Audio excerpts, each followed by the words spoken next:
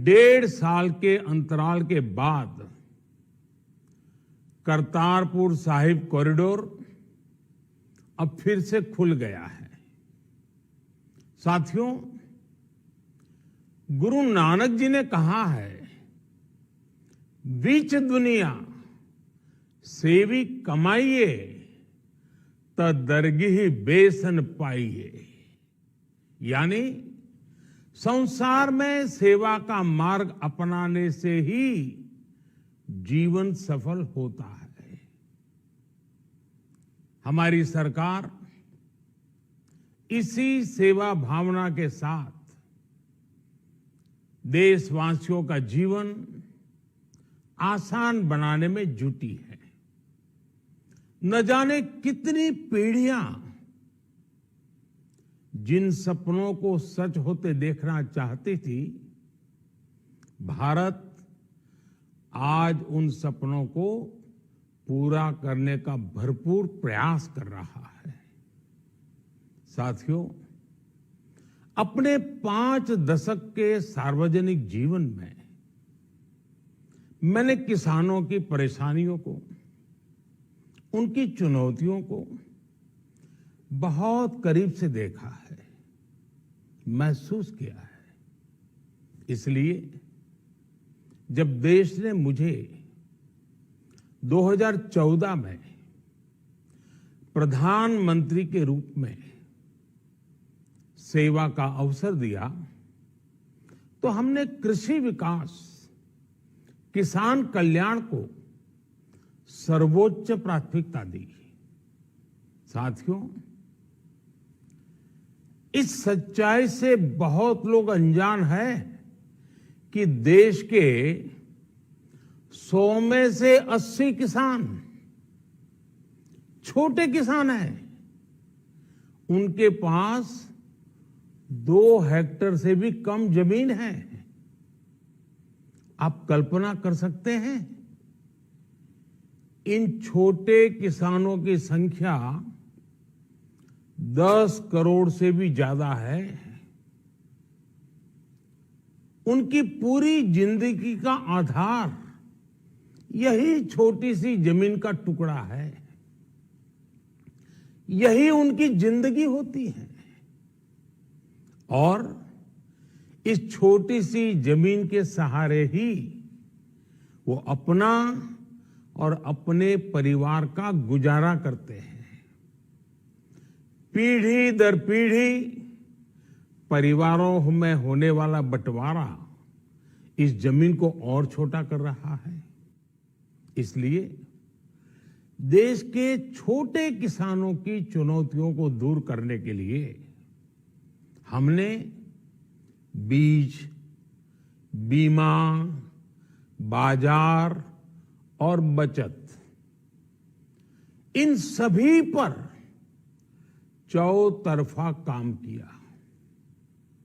सरकार ने अच्छी क्वालिटी के बीज के साथ ही किसानों को neem coated urea, soil health card, micro irrigation जैसी सुविधाओं से भी जोड़ा।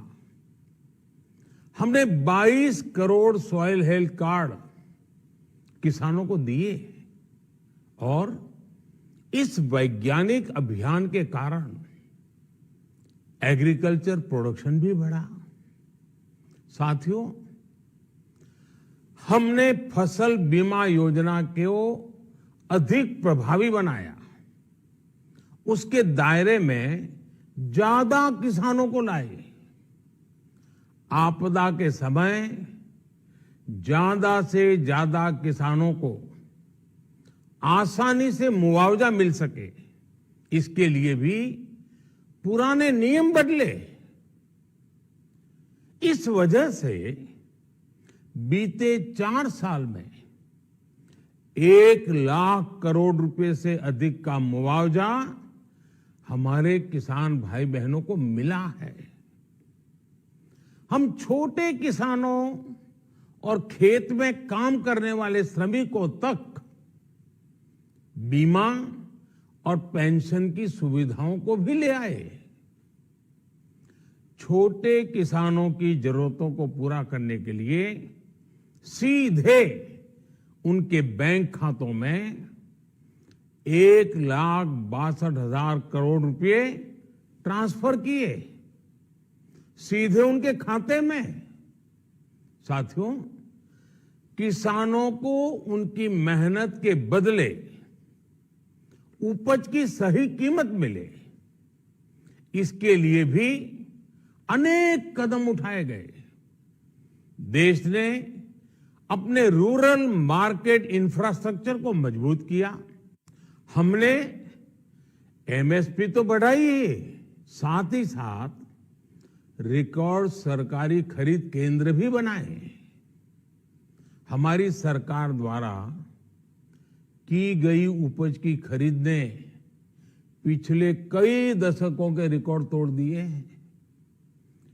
देश की 1,000 से ज्यादा मंडियों को ई नाम योजना से जोड़कर हमने किसानों को कहीं पर भी अपनी उपज बेचने का एक प्लेटफॉर्म दिया और इसके साथ ही देश भर की कृषि मंडियों के आधुनिकीकरण पर भी हमने करोड़ों रुपए खर्च किए।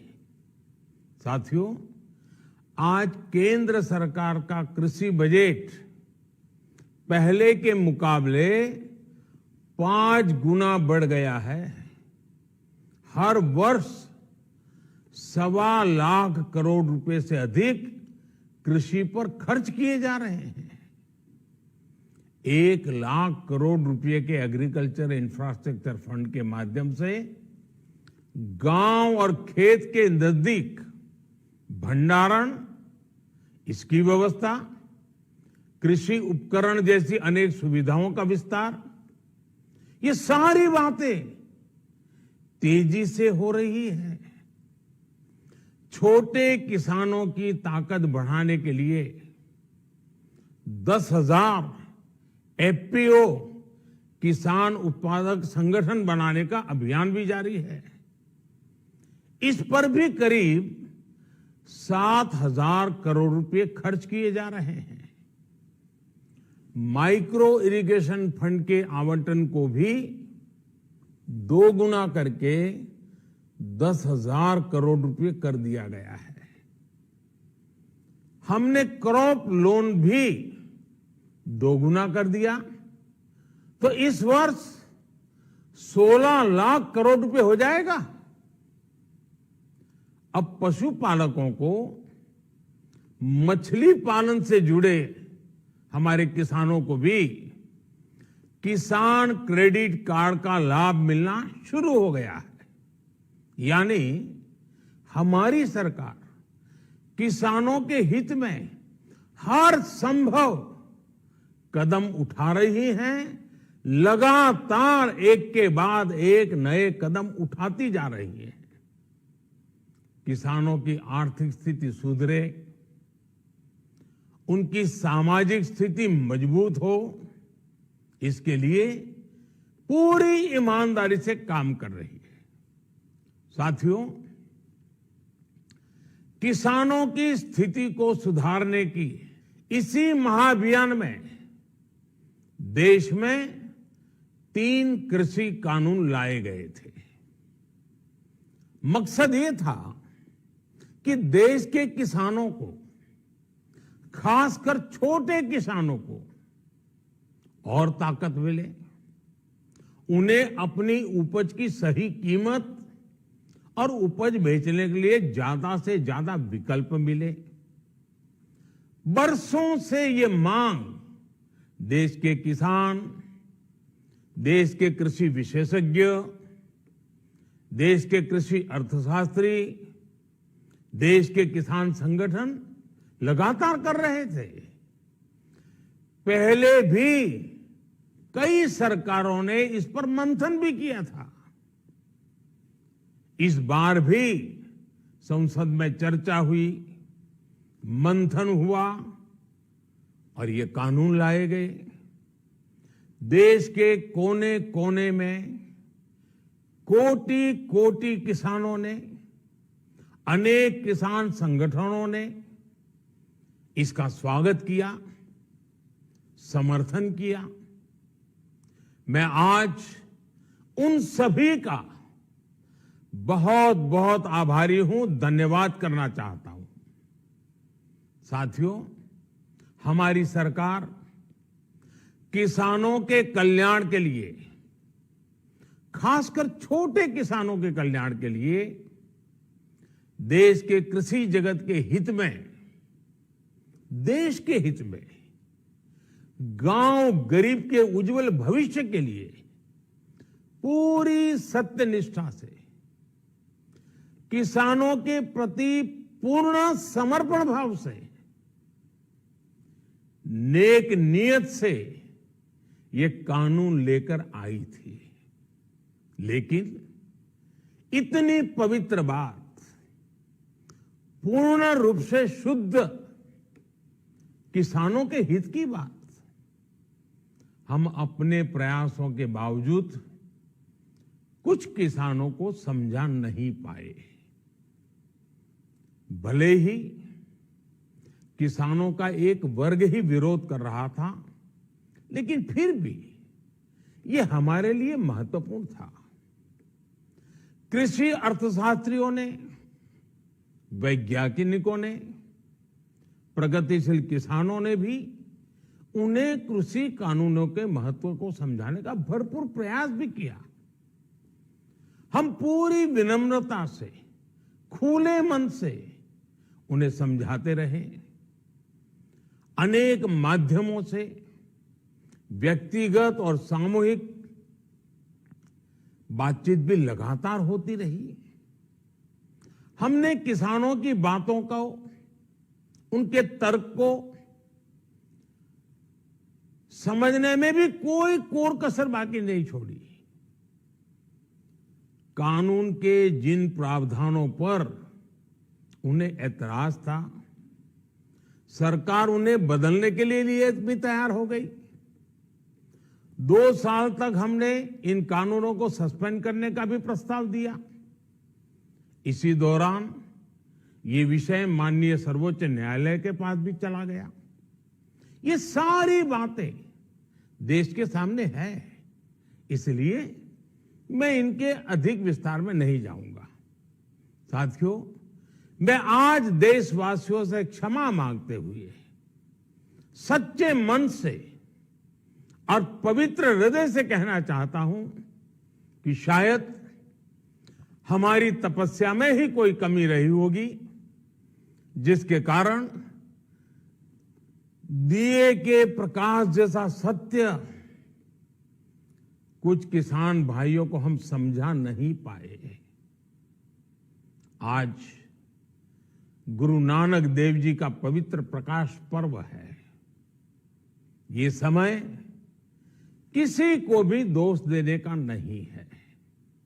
आज मैं आपको, पूरे देश को ये बताने आया हूं कि हमने 3 कृषि कानूनों को वापस लेने का, रिपील करने का निर्णय लिया है।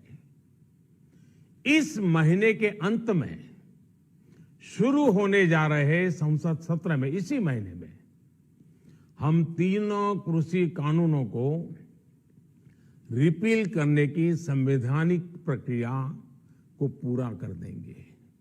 साथियों, मैं आज अपने सभी आंदोलनरत किसान साथियों से आग्रह कर रहा हूं, आज गुरु पर्व का पवित्र दिन है।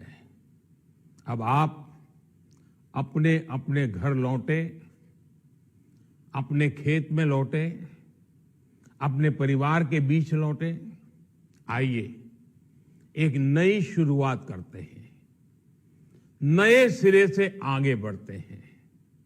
साथियों, आज ही सरकार ने कृषि क्षेत्र से जुड़ा एक और अहम फैसला लिया है। जीरो बजट खेती यानी प्राकृतिक खेती को बढ़ावा देने के लिए, देश की बदलती आवश्यकताओं को ध्यान में रखकर क्रॉप पैटर्न को वैज्ञानिक तरीके से बदलने के लिए एमएसपी को और अधिक प्रभावी और पारदर्शी बनाने के लिए ऐसे सभी विषयों पर भविष्य को ध्यान में रखते हुए निर्णय लेने के लिए एक कमेटी का गठन किया जाएगा। इस कमेटी में केंद्र सरकार, राज्य सरकारों के प्रतिनिधि होंगे, किसान होंगे, कृषि वैज्ञानिक होंगे, कृषि अर्थशास्त्री होंगे। साथियों, हमारी सरकार किसानों के हित में काम करती रही है और आगे भी करती रहेगी। मैं गुरु गोविंद सिंह जी की भावना में अपनी बात समाप्त करूंगा। देहि शिवावर मोहे इहे, शुभ कर्मन ते कबहू न टरो। हे देवी, मुझे ये वर दीजिए कि मैं शुभ कर्म करने से कभी पीछे ना हटूं। जो किया किसानों के लिए किया, जो कर रहा हूं देश के लिए कर रहा हूं। आप सभी के आशीर्वाद से मैंने मेहनत में पहले भी कोई कमी नहीं की थी। आज मैं आपको विश्वास दिलाता हूं कि अब और ज्यादा मेहनत करूंगा ताकि आपके सपने साकार हो सके, देश के सपने साकार हो सके। आपका बहुत बहुत धन्यवाद। नमस्कार।